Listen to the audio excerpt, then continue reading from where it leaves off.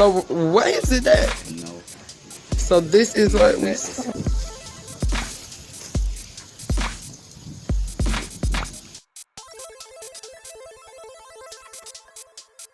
Let me tell you something.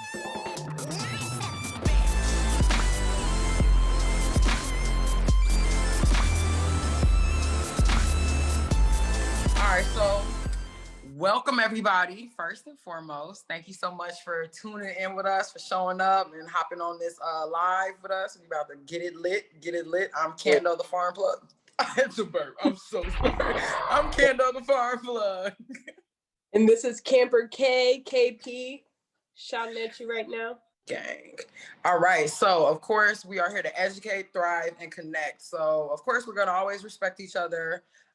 If you got some questions, some comments, feel free to hop in. We're here to have some discussions. So we have some questions outlined for the conversation this evening, but before we hop into those questions, we're gonna kick it off with some news. So I'm actually coming to you all live from Chicago right now. And so in Chicago, there's been a lot of uproar around the students returning to school. And so recently,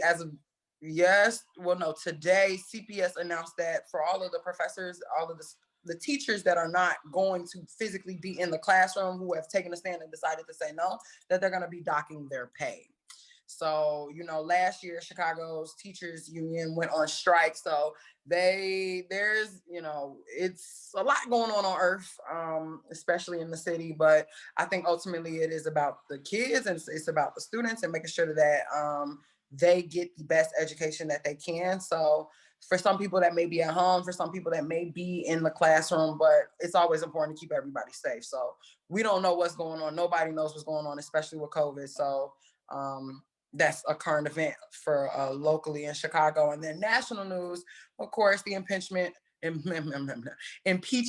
of President Trump has passed in the House of Representatives. So they are waiting for it to go through the Senate. Don't think it'll pass, but we shall see. You never know. After the insurrection, anything's possible. But that's all I got, Kayla. Let's talk about something that's more in our sphere of what's going on. Yeah. What you got? To bring it back to the environmental world, a lot of people might have saw this online.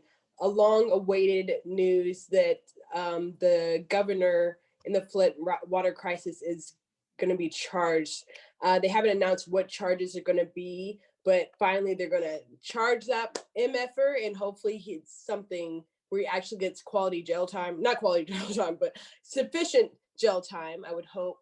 But I think it's Governor Snyder is his name, Rick Snyder, and it's been since 2014. So that's over, 7 years now that, Flint hasn't had clean water. And over that time, only 15 individuals have been indicted relating to the crisis. So hopefully this is a sign that, they're actually going to hold some people accountable and really wake up, the public to water crisis and water quality, and that Flint isn't the only case where water issues are happening throughout the United States. So hopefully what are you gonna say?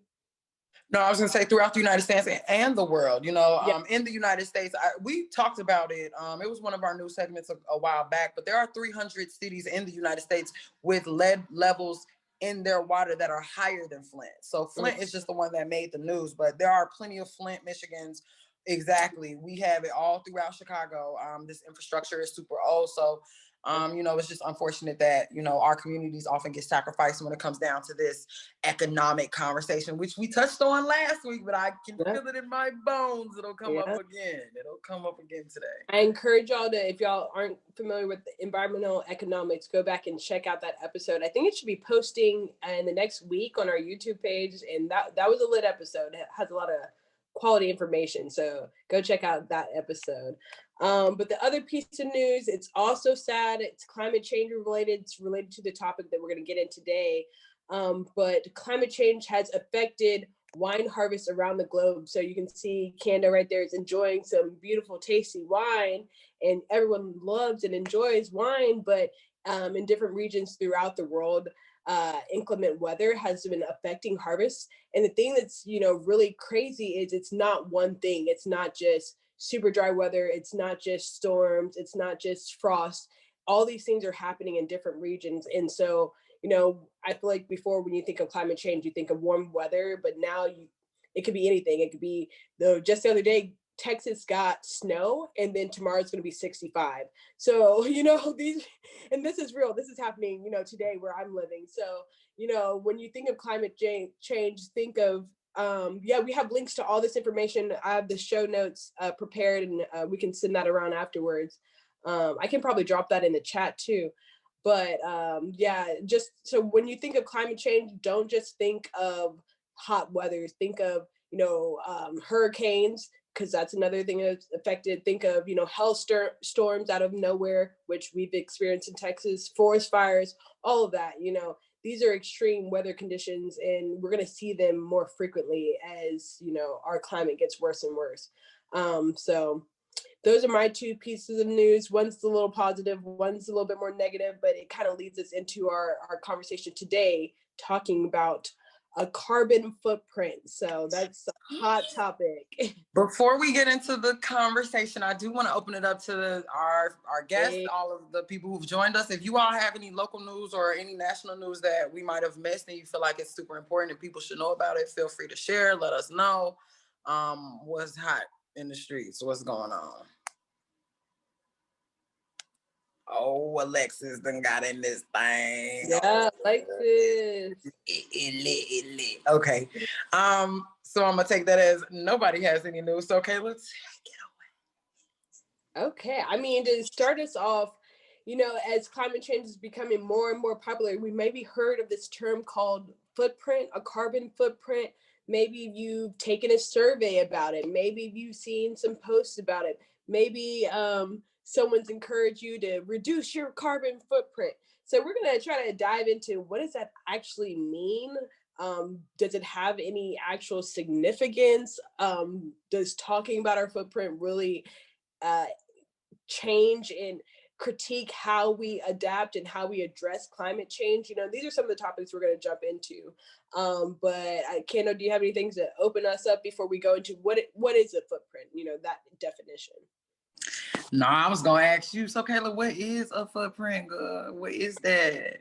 What is it, girl? Well, before I jump in, let me just read the definition that I found online so I can be, correct. But it is, a carbon footprint is the amount of carbon dioxide, CO2, emissions associated with all the activities of a person or an entity. So that can be direct carbon production, like, you drive a car, you put gas in your car emits CO2 or gases. That could be your carbon footprint. Or it can be, you ordered an Amazon package, and that Amazon package was on a truck, and then also it has plastic wrapping, and that oil goes, the petroleum and the CO2 that's used to produce that wrapping, it goes into your footprint. So, you got to think about the direct uses and also the indirect uses of a carbon footprint. But that can be for one person, that can be for a business, that can be for a country, or even a region of the world. So yeah, what about you, Kandeaux?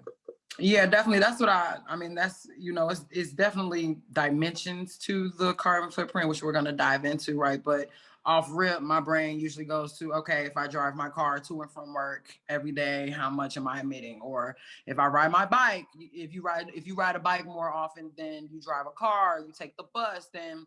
And it's really interesting to me how, the Black community, we tend to not really pay attention to these things, but I think that we have pretty low carbon footprints in a certain type of way, just because we don't really have a lot of the community doesn't have access to certain things. So if you use public transportation, then automatically your carbon footprint is probably going to be less than someone who doesn't, just because you're on public transportation versus someone who drives a car everywhere. So, it's like benefits to it, but in the face of like COVID-19 and things like that, it's kind of difficult to gauge.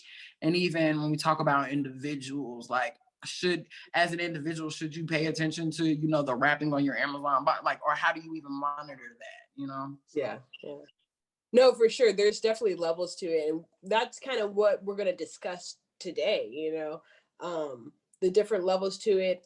And if, how different, depending on what level of society you're in or what you have access to, what your footprint's going to be like. And then also the inverse of that is who's experiencing the harm of climate change versus who is contributing to it the most. So kind of to transition into that, our second question is what is the scale? So we touched on it a little bit, but the scale of a footprint. So what levels are there? So we have personal, we have national, we have international. Like, what do those levels mean, and why is it important to break down and think about it at those different levels? What do you think? Well, I do want to open it up to see if anybody has a comment. If anyone has a definition of carbon footprint or an understanding of carbon footprint that's maybe different or something that we didn't just mention. So somebody let me know something. Emeka, what you think about carbon footprints? I mean, I think a lot about carbon footprint. First of all, and I'll share it in the chat. There's this, I'm currently a environmental science student also. And one of the cool things that we did in our class is we got this link to this website that basically what it does is ask you like questions about, your daily usage of things. And then at the end, it tells you how big your carbon footprint is. And, when I'll post a link in the chat, but basically it's going to be high, it's going to be high. So like, your carbon footprint is pretty much, the things that we do that contributes to, the increased amounts of carbon in our atmosphere. So this is either by the cars that we drive or the food that we eat. Just a great example of this pollution is coming from factory farms. With factory farms, the biggest pollutant from factory farms is the waste from the animals. The waste. So a lot of things are carried in waste, such as viruses, all that. So the issue is that there's so much waste from these factory farms, and this creates methane gas. So that gets in the atmosphere. So by the food that you eat, this truly highlighting how we vote with our dollars, so by your food, you're contributing. So it's a circle, man. It's a circle, but yeah. No, and I think that's really interesting, right? Because you could have someone who eats beef, right? I don't eat beef, right? But if you're a person who eats beef, if you get your beef from the grocery store versus knowing a farmer who has, who has cattle and does all these things, depending on the way they farm, your footprint could be smaller. You know what I'm saying? Just off of the strength of the relationships that you have and the proximity, the closeness of your food to you and you to your food, right? So definitely, y'all already know I'm hyper local. I truly love all local, everything. That's like my thing. That's the hill I'm gonna die on, is that the future is local. And that when we start having conversations around whose responsibility, wait, is that the next question? I want to make sure I'm on it. So who's polluting the most, right? These are important questions to ask. And is it important, Caleb? Do you think it's important to even ask who's polluting the most? Why would that matter? Oh yeah, for sure. And I feel like, that was a great segue, the mentioning of factory farm is a great segue into, this level dynamic, because I definitely admit, personal choice is very important. I'm someone who tries to eat less meat. I'm someone who tries to use public transportation, even though I live in Texas, the land of the trucks and the oil, I still walk around the city. I still take the bus, all that stuff. But at the same time, we need to talk about this corporate level. We need to talk about this national level of, this footprint. And so, when you talk about factory farming, when you talk about, American agricultural system, you got to think about, who's benefiting from that system, who's getting stipends, who's getting, what is the word, Candace? I'm blanking. I know you know it off the tip of your tongue. Subsidies. Subsidies. Yes, subsidies is the word of the day, or the word of every day. So, what industries are getting subsidized by the government? So you definitely have a personal role, but I feel like it's always important to highlight those other factors that play, the corporate role, the corporate responsibility. So, that third question is, does your footprint matter, and does it matter who's polluting the most? It does, because, I could do that calculator right now, and I could look at my footprint and I could feel bad about the choices I make. But then also we got to think of ExxonMobil, we got to think of BP, we got to think about their footprint, what they're doing, and like the scale of how they're polluting. And it does take some weight off of your shoulders, and it can make you feel like, dang, I'm not the worst person just because I ordered an Amazon box because I can't, afford to get that from the store or whatever.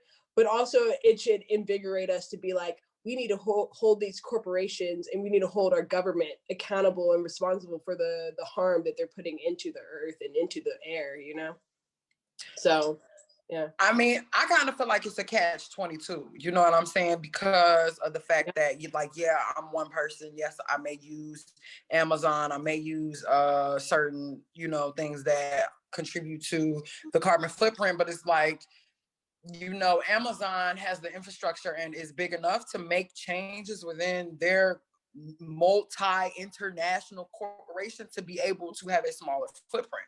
You know what I'm saying? So I personally think that, and we talked about it earlier, like the different scales. So it's like an individual scale, there's like a national scale, and then like an international scale.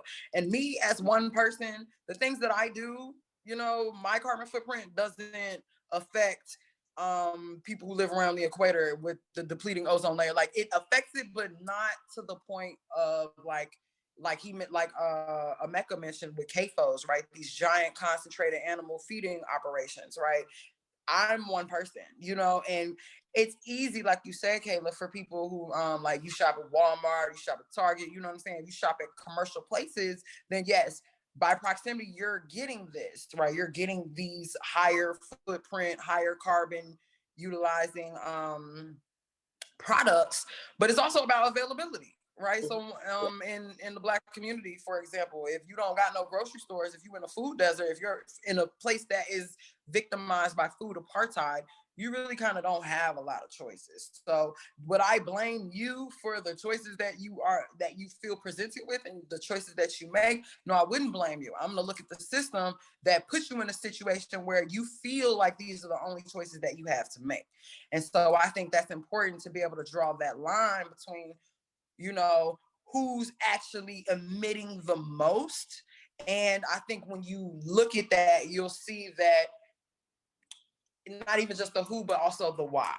You know what I'm saying? Like certain people may emit certain types of carb, you know what I'm saying? Just because of the way that their lifestyle, you know what I'm saying? And doing what they have to do to make it to survive. But a CAFO, Jeff Bezos, they don't gotta emit like that. You feel me? You make too much money, you got too much opportunity, and ultimately they play a role that in the system that we live in today is pivotal. You feel me? So I think that the responsibility is on them. I think the responsibility is important, and I think it lies on the corporations.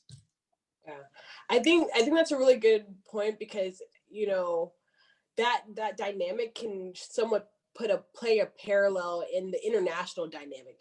How there are people like in the Black community or people in lower income communities that they feel like they only can access certain goods that might be produced in harmful ways. You can equate that to some other countries. I know someone in our chat mentioned Jamaica, and they said in Jamaica, they say when America coughs, they sneeze. So it kind of just shows you this connection that a lot of times, a lot of these countries, you'll hear on the international platform, people will critique developing countries by how they're polluting, or they'll critique that they burn their trash, or they burn inside, they do certain things to pollute the environment. But at the same time, large, well-developed countries like the United States, like Canada, like Australia are the main polluters, the main contributors to climate change. But we deflect away from that, and we look to developing countries and we say,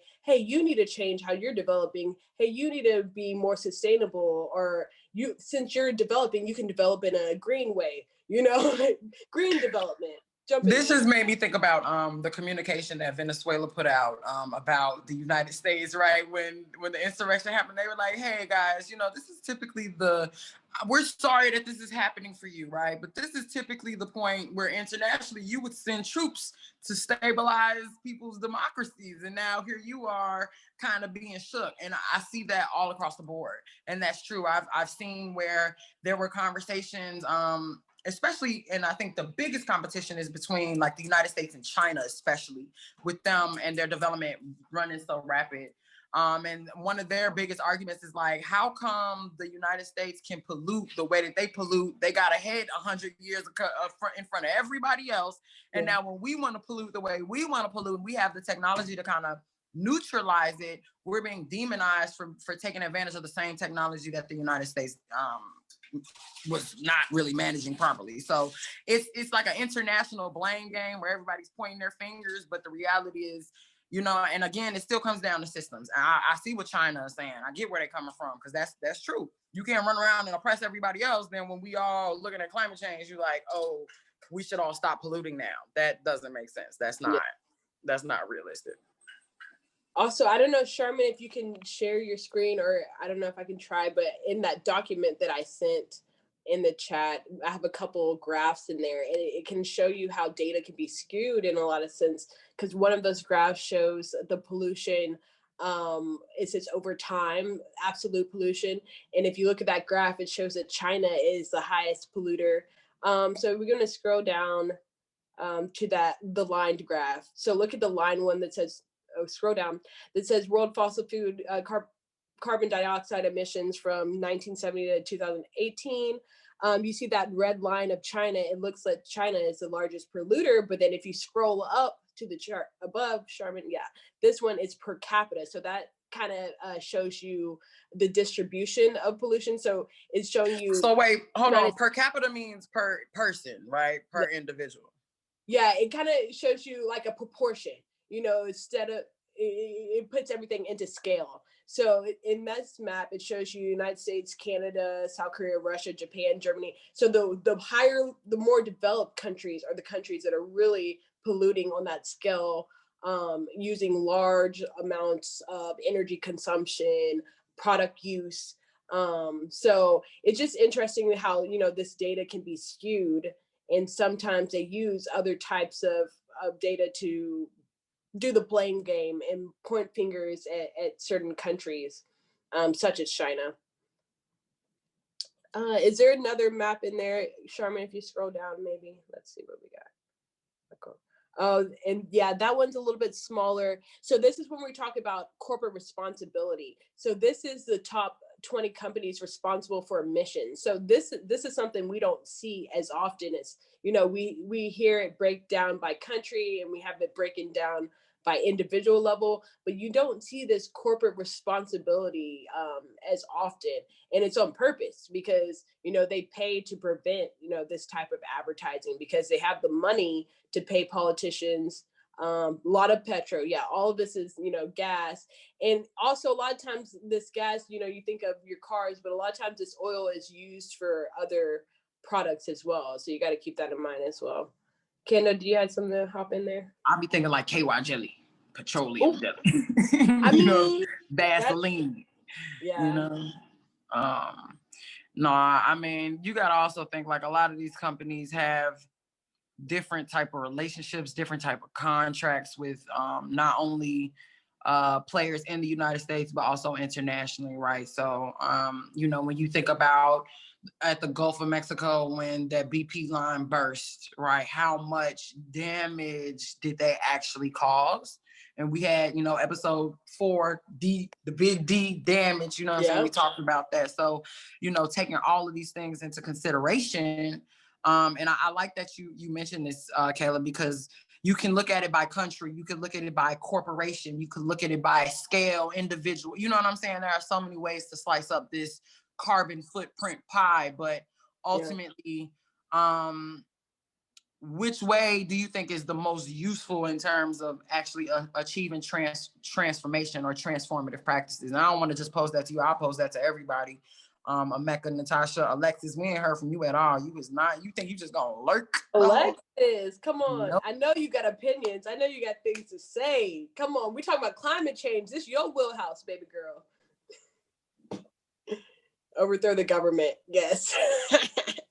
Come on. You gotta be careful. They already tried that. We see how that's going. You might want to let them let them handle that. We gonna stay down.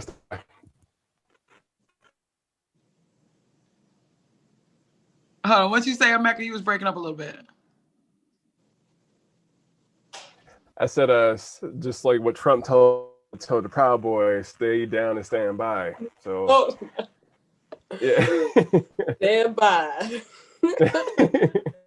Oh yeah, that was another piece of news I forgot. They said the FBI has warned all police chiefs across the country pretty much to get prepared for the inauguration because they expecting these Proud Boys to cut on up. Know what I'm saying?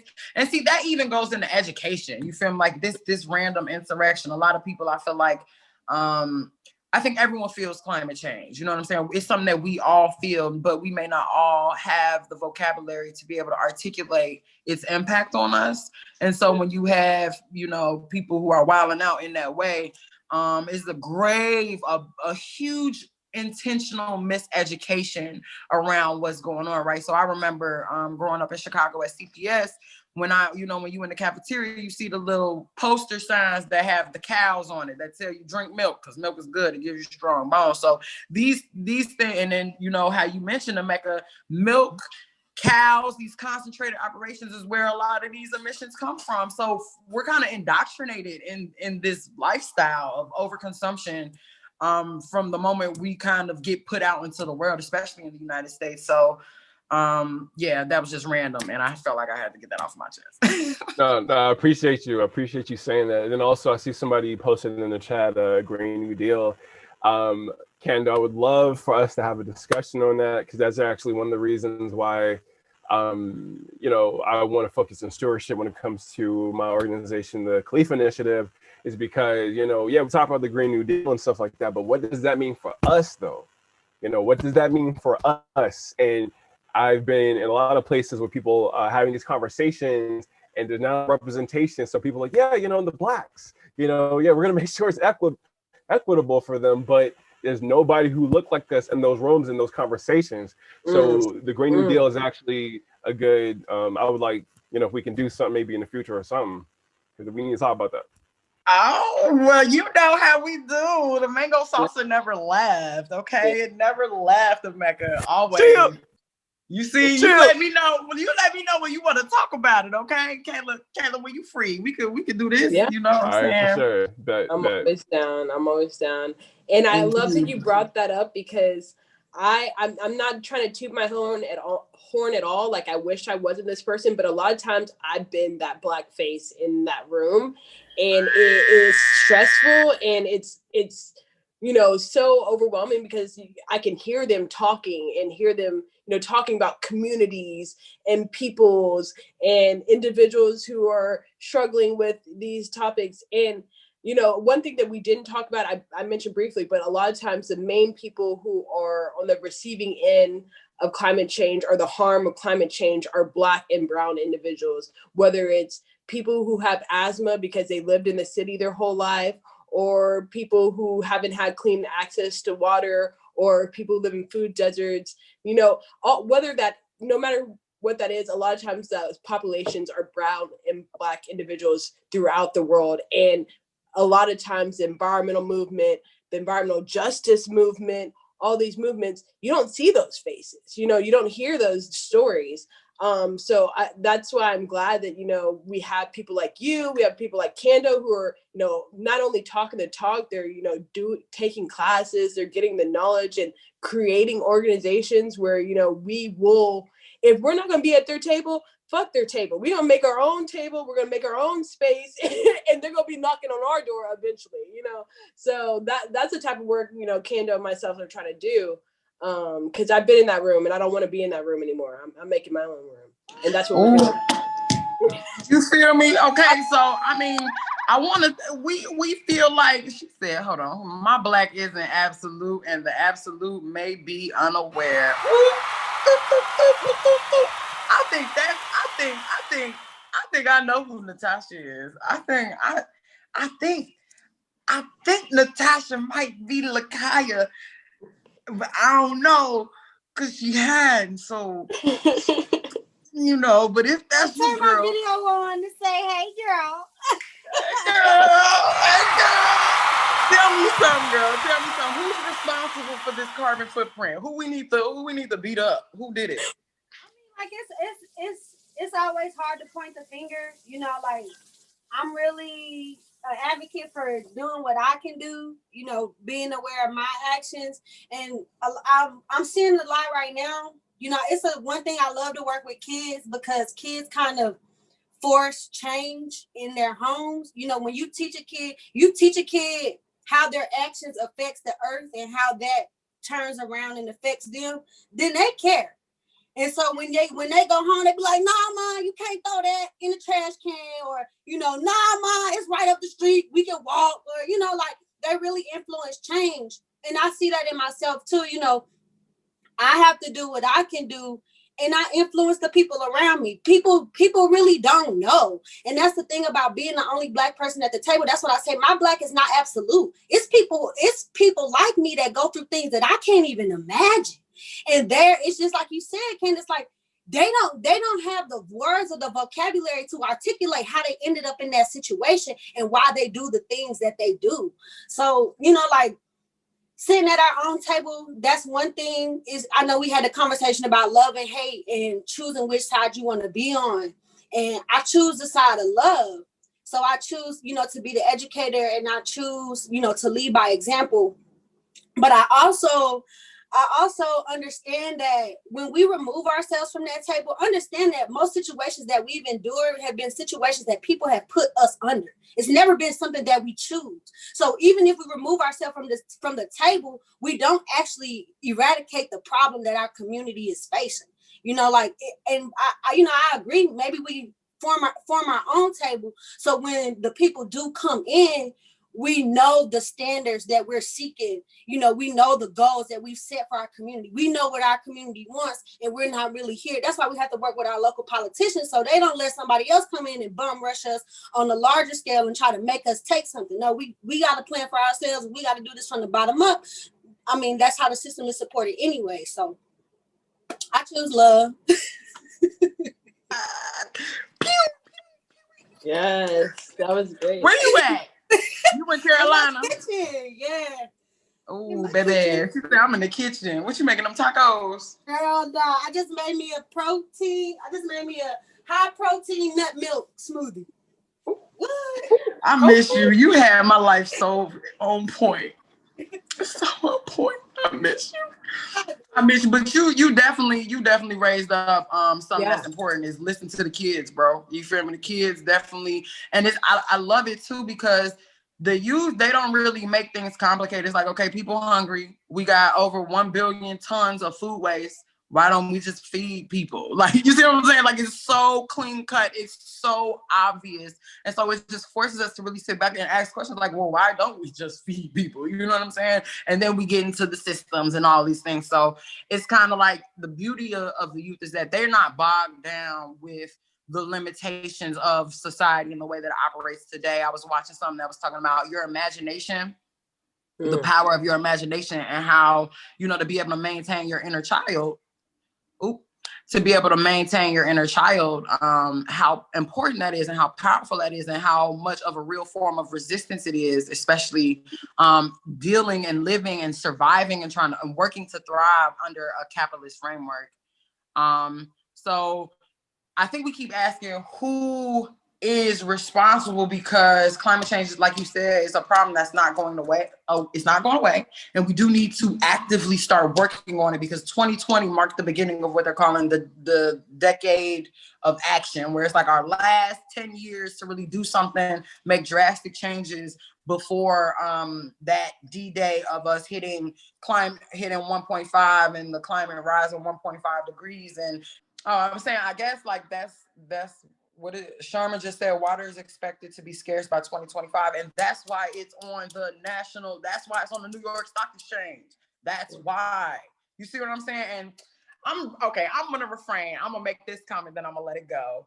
But, I made that post on Instagram talking about Forex and stuff, like how I just wasn't interested in doing like things like that because, I think about all of these things. And it's like when water goes on the stock exchange, and I invest into the stock market, and in 10 years from now, if I become a person who can't afford a clean bottle of water, I'm gonna look at myself saying, like today, like, damn, I feel like I supported that in a certain type of way. So that's why me personally, I'm not interested in it because, and I don't want to go back to the environmental economics conversation, but there are so many externalities that our society does not take into account. And too often Black and brown bodies, indigenous bodies are those externalities that are not thought about. So I just think it's really important when we keep talking about, and I think it's also really important to point out, like, blame really don't get shit done. You feel me? Like, we're not asking questions around blame just for the sake of blaming people.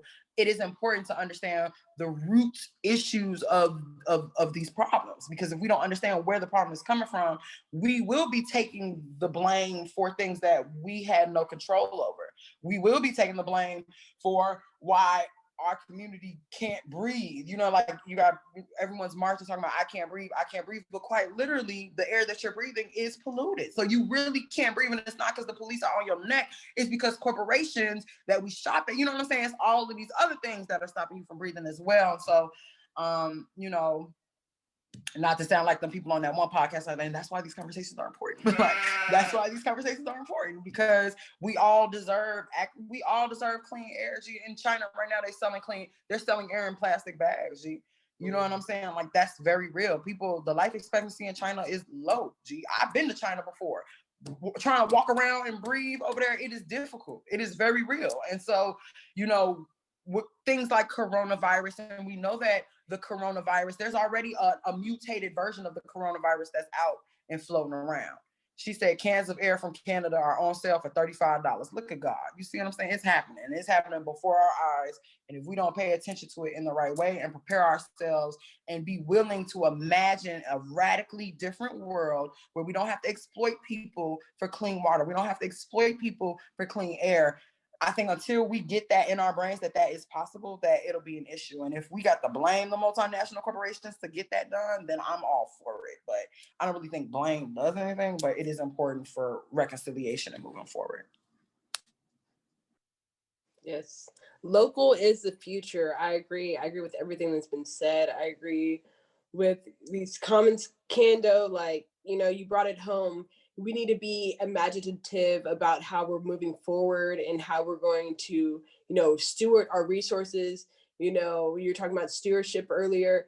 We are the stewards, like Black, indigenous people. We were the original stewards, and we know how to do it. It's that lack of access and that lack of imagination. And a lot of times that lack of imagination isn't, again, at fault at us or our communities. It's when we're fighting for our lives, when we're fighting to breathe, when we're fighting for a livable wage, we don't have time to imagine a different world, a different future. So, like Natasha said, building into our communities, giving into our communities, whether that's, just babysitting your neighbor around the corner and having a conversation with her, that's giving her free time to think about those things that she can't think about, or whoever it might be, so it's little tasks like that, bringing our community together, that, that is what's going to make us more resilient in the future and help us with this fight against climate change. And I do agree, point blank, corporations are to blame. Sorry, that's me.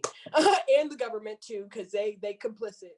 But the corporations be writing the check for the government to pass the laws, So yeah, any of our guest members, yeah, you want to hop in? Come on. Yeah. Nah, man, there's just a bunch of thoughts that came to mind. One, which is a complete tangent, but I feel like it's necessary for me to say. So I feel that in addition to, depending on what happens moving forward with Biden, et cetera, when it comes to sick days, how we work and we have sick days and part of our, as part of your package, I guess, with whatever your employer is.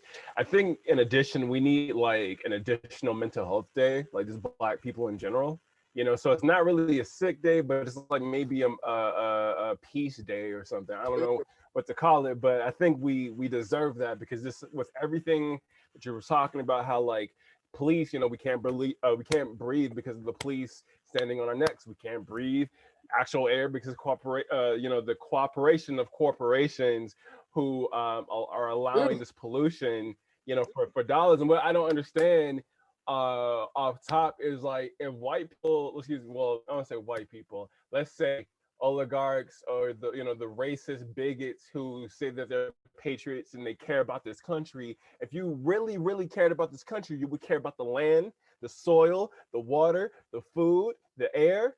So that's why I don't understand, you know what I'm saying? So it's like the stuff like that, you know. And then back to what you were saying with us being the original stewards. Yes, yes, yes. The first farmers were indigenous people. They're people of the land. So 100%. So, you know, in order for anything to change, really, you know, we're gonna have to do it. You know, we're gonna have to do it. And I understand that, you know, it's not gonna be easy. It never is. Nothing good is actually easy. You know, but, you know, in the long run, this is what we need to do. And ultimately, with the Green New Deal, with climate change, it's like, I'm so sick and tired of think of COVID. Everything that happened with COVID. Who got devastated the most? We did.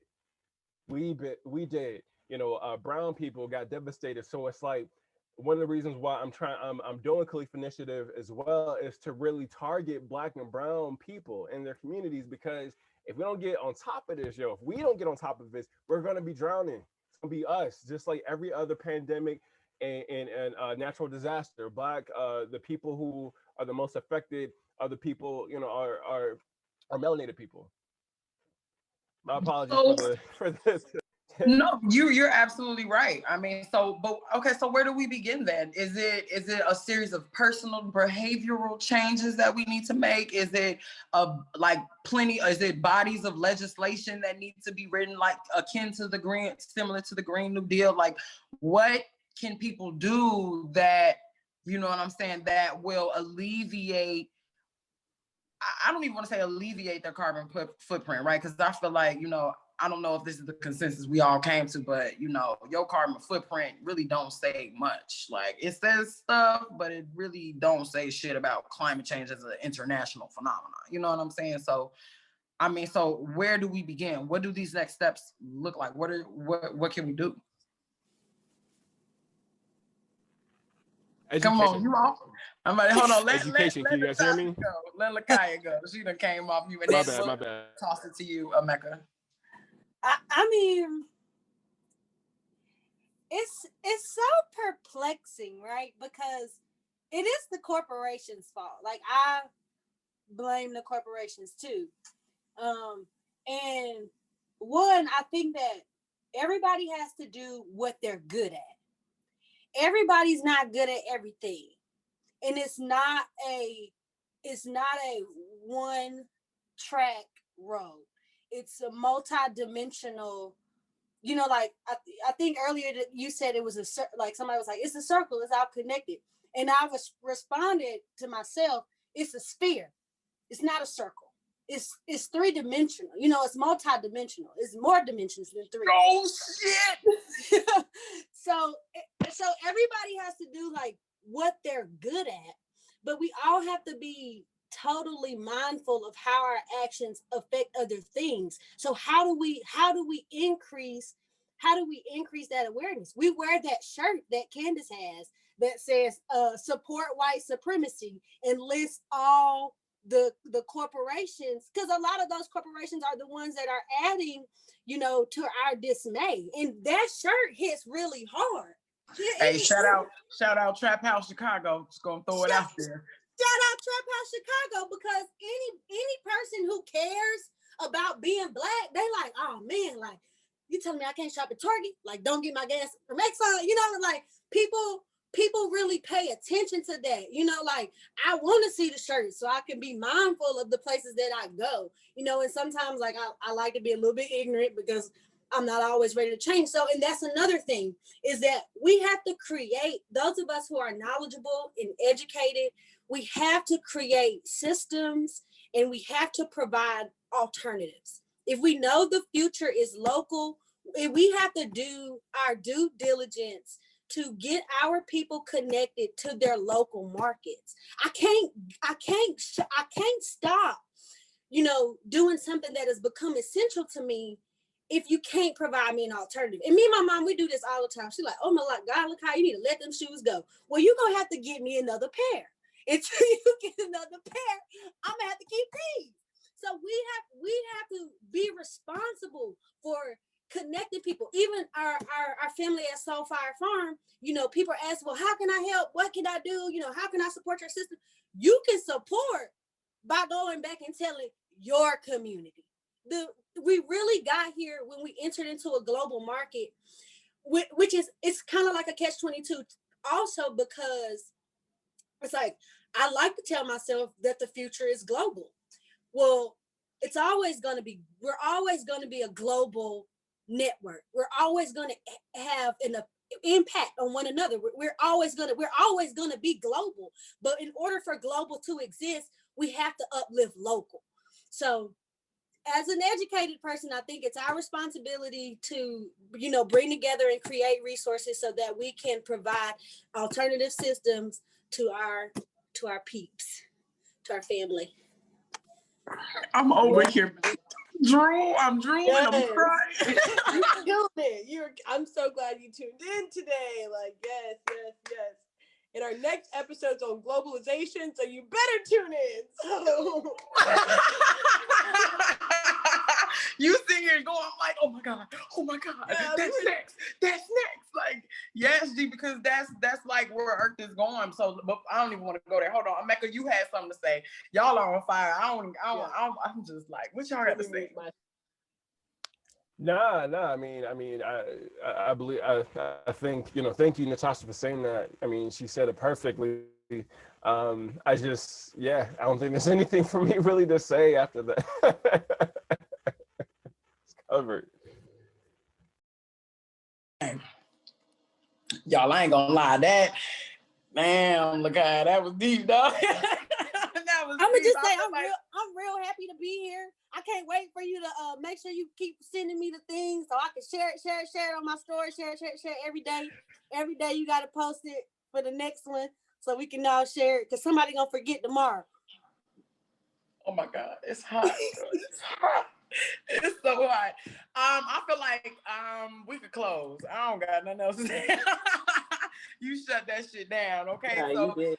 before we close, wow. Okay, what are some takeaways? We gotta sum this up for the people. What are some takeaways? I mean, I'll just sum it up real quick. Just one up. I'll be cliche and I'll say I'm just glad we're having this conversation. These conversations are important. As cliche as it sounds, I know they're important. It's important to make these connections. I love when people tune in and they give us their 2 cents. And it just what Lakaya, you said, we're saying, the global market are making these global connections, but empowering local at the same time. For me, that's the main line that you said that really struck with me, because when we talk about footprint, you have a local one, you have a global one, you have a corporate one, you have all these levels, but you can't really get at the meat of the problem until the people on the ground, the people who are affected, have the tools, have the knowledge, have the awareness to really hold people accountable. We can't hold anyone accountable unless we're aware of what damage we're being affected on, and who is encouraging that damage, who is paying for that damage, who is legislating that damage. So someone mentioned education. I think that's another point. And then the last point that I'll highlight that Lakai mentioned is, everyone's different. And I think we should come at this issue of climate change on all sides, every single angle. And I can't come at it from every angle. I'm gonna be honest, I'm gonna come at it from the policy angle. I'm gonna come at it from the education and communication angle, the water angle, because I'm a water person. That's my angle. Candace, she has another angle. And that's why I love that we have a partnership. I'm connecting more partnership because everyone has an angle, everyone has a lane, everyone has expertise. And like Lakai was saying, we all just need to encourage and embolden each other to use our specialties to tackle this problem from all sides.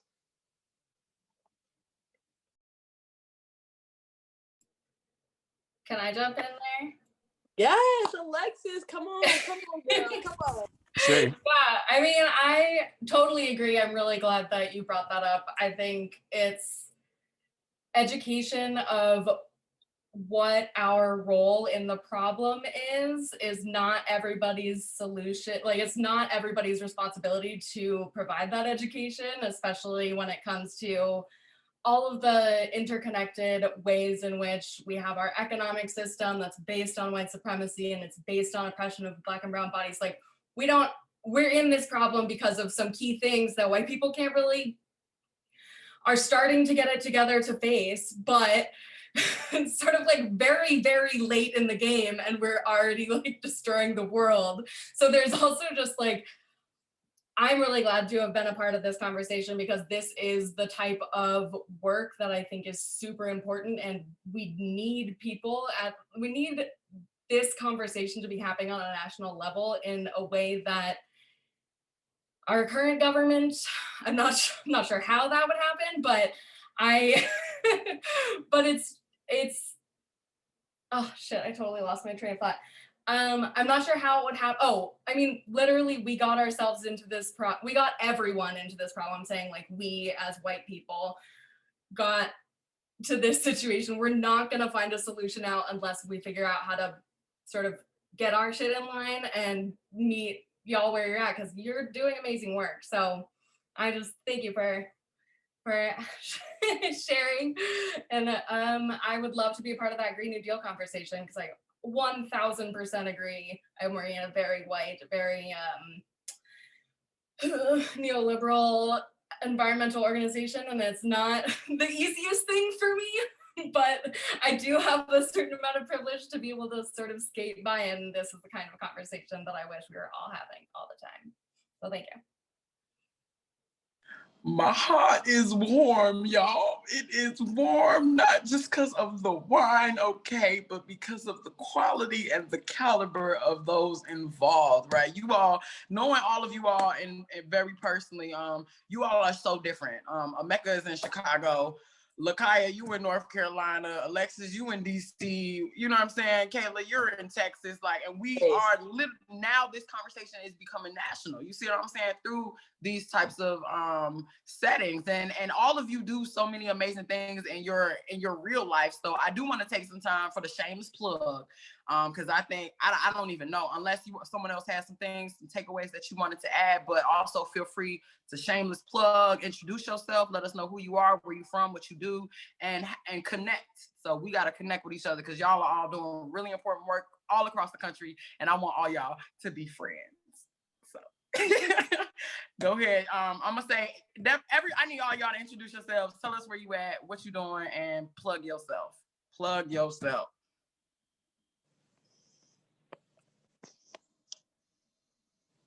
Go, Emeka. I'm calling you out first. You go first. All right. My connection is stable. Peace and blessings, everybody. My name is Olisa Emeka Ramadan Okapu. I am the creator and founder of the Khalifa Initiative, which is an environmental service that focuses mainly on Black and brown folks to use education and action to power up people's eco-consciousness and awareness. I have a couple years experience as a community organizer and a couple years experience as a grower. My organization, again, was called the Khalifa Initiative. You can find us on IG at khalifa.initiative, and the email is khalifa.initiative@gmail.com. So don't be stranger. We got some stuff in the crock pot coming soon. Hope y'all hungry. Whippy, whippy, whippy. Who you want to bounce? I'm gonna let you pick. You can pick who you want to toss it to. Who you want to toss it to? I gotta pass the mic to Natasha because they basically dropped it and it's still hot. So you need to cool it down or turn it up, something. What's up, guys? My name is Lakaya Natasha. That's my new identity. That's my real identity, but that's my new identity. I'm making room for my husband. So, shameless plug. I am the wealth nut. I am working on developing and just being more prominent about sharing insight onto my journey to wellness, which embodies, mind, body, spirit, and finances. So just want to be able to share that journey with my people.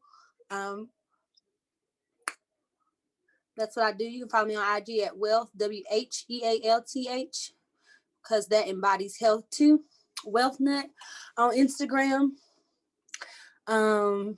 Yeah, I don't know. I don't have any shameless plug about myself. I'm really developing. I'm transforming. I'm always ascending, always learning, always growing, but definitely really working to write my vision down, really working to understand that we can have whatever we're already the victors. We determine the outcome, but we have to focus on the vision. And so I really am, working to focus on my vision for myself and for my community, writing it down, looking at it, and really that's where I'm putting my attention, really removing myself from the systems and structures that be, and making sure I'm in that position to create those systems that I want to be in place for my people, and not being hindered by fear of failure or anything like that.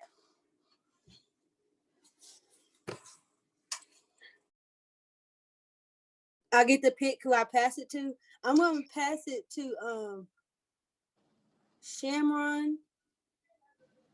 Charmin don't count. No, I'm just playing. Go ahead, Charmin. You've been I don't lurking. count. I don't count. Shamron.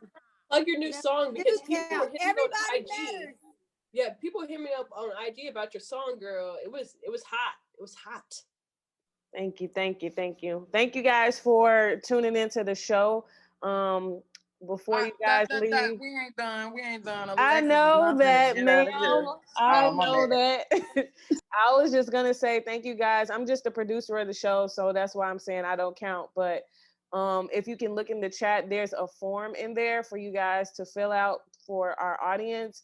And that's just for us to just stay in contact with you guys so that we can send you a notice when we're having our next filming. We usually film about 2 Wednesdays a month. So if you can please sign up with that. It basically just asks for your name, email, and your social media handle. So please click that. And now we can go to our artistic expression. Oh no, Alexis is gonna shameless plug herself, and then we'll go to artistic expression. My bad. So good. I mean, I already basically said I don't have much to plug. I had taken a mental health break from organizing, but I was formerly the partnerships coordinator for the DC hub of Sunrise Movement, trying to build local coalitions across movements, because we don't have a climate movement unless it's by and for all of the people. So yeah, I don't really have anything to play. I put my handle in there, but also trying to figure out what is next for me, because there's a lot of healing that needs to be done in this world for us to not just survive what's coming, but also survive each other. And that is what has been calling to me most recently. Ashe, I love how, so Emeka is actually from DC, and that's where you are right now, but I love how both of you all had mentioned like the health break, and that's super important. And Emeka, I think that is something very real. Like a mental health day should be like, we should get one day, at least a month, don't matter where you are, what you do, essential work or non-essential, it don't matter. We should all get one day a month just to sit back, take care of ourselves, love on our families, because if 2020 taught us anything, and if 2020 has not taught us anything so far, it's we are all we really have. You know what I'm saying? You are all that you really have. Nobody is saving anybody. You have to we have to educate ourselves. And it's beautiful that we live in a society, yes, Peace Day. It's beautiful that we live in a society where no, we don't live in that society. Actually, my brain just went totally blank. But I don't remember what I was going to say, but I do think that it is very important for us to take care of ourselves and our mental health. And I think that with our generation being so on top of that and being so aware of how the way society works depletes us, I think that a peace day is something we could really fight for. I believe that's real. And I think that is something that is doable. I think it's doable. So we got a lot of takeaways, a lot of work. I want all of y'all to connect with each other on IG. Go ahead, put your name, put your Instagram information in the chat so y'all can screenshot it and catch up with each other in the virtual world. And Sharman, you want to go ahead and show that video?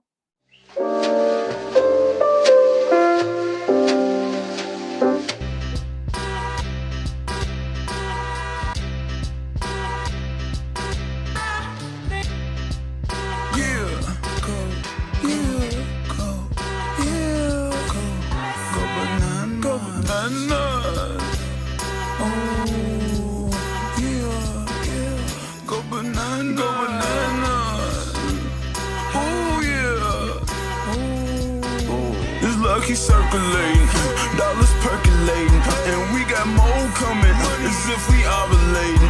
They keep making statements, we need money payments, and that's an understatement, so please don't underpay me.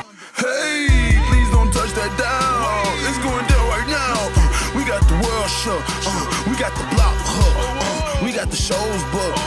Don't get your chance took. When there's a couple seconds on the clock, be nice with the rock when you line up your shot. Key members be the chefs, all in the kitchen, need all new dishes. Gotta work out the pot. Now we got every single shade. Imagine thinking that trap made it happen. Had to put the brand into action. Cooking up classy. Look at me, mama, I'm spazzing, but I'm still keeping this classy. Ever seen an African dapper getting this master? School of hard knocks with the scammers. School of hard knocks with the hustlers. Eating on ice cream, lifted on ganja, loving on kids, training up fathers, getting these ends, training up bosses, spreading black dollars, green like collars. Always been the one with the style going down, special in his own. Don't check my collar. Don't never check my collar, boy. You better check my collar.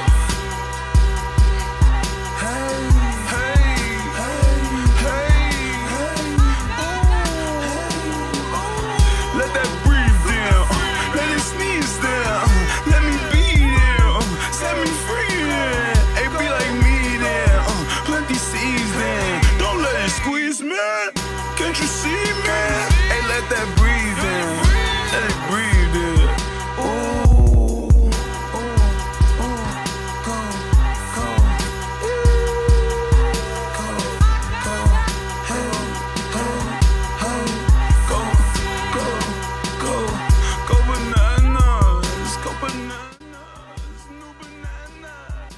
The whole Trap House gang, you feel me? So definitely, and I really love Heavy Crowns because he has another mixtape that's coming out, but he's got a set that's coming out called Agriquan, and he has been pretty much using agricultural language to talk about the way that we sow seeds in the community. So I am just totally in love with this wave that he is on. And you all, I can almost promise you will be seeing more Heavy Crowns here. So yes. Thank you, Heavy Crowns, New Bananas. And of course, yeah, we love Trap House, Mecca. That's how I met you. I wouldn't even know you if it wasn't for Trap House. So definitely when we talk about community hubs, you know how we coming. So, but if there are no more questions, comments, or concerns, I just want to say I love you all. I really appreciate you all, and be the change that you want to see in the world. If there's anything that we could take away from this conversation today, is that the least we can do is educate our community. And that is so much in and of itself. And so, Kayla, excuse me, I've been drinking wine, y'all. I'm burping. Kayla, you got any comments? Anything you want to say? No. It's been great. Like, this has been one of my favorite sessions. Y'all have been awesome. Thanks for tuning in. Thanks for your comments. It's been amazing. I put my Instagram in there as well. So follow me on Instagram. I post a lot about outdoor recreation, movement work, yoga. So all that stuff, I'm all about it. So yeah, hopefully we can make more connections, make more friends, and I'll hope to see your faces again. Hope to hear your comments again. So yes, it was great. We love you, we appreciate you, and we want you to come back in 2 weeks. Okay.